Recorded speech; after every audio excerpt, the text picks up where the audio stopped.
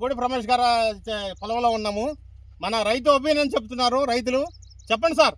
సూర్యాపేట జిల్లా చింతలపాలెం మండలం గూడెపు రమేష్ గారు భీష్మ అనే విత్తనం వేసిండు. విత్తనం వైరస్ కానీ బొబ్బల రోగం కానీ నల్లి కానీ అలాంటివి ఏమి లేవు.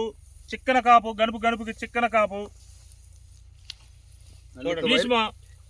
ఇది రైతులు వేసుకునే తగే విత్తనం కాబట్టి రైతులు కూడా వేసుకోవాల్సిన విత్తనం అండి. ఇది తెగులు మంది ఒక్కసారి కూడా కొట్టలేదండి. తాళు శాతం కూడా తక్కువ.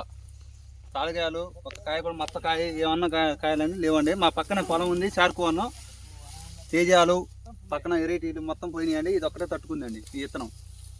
నెంబర్ 1 విత్తనం. ప్రతి ఒక్క రైతు ఎచ్చుకునే విత్తనం అండి ఇది.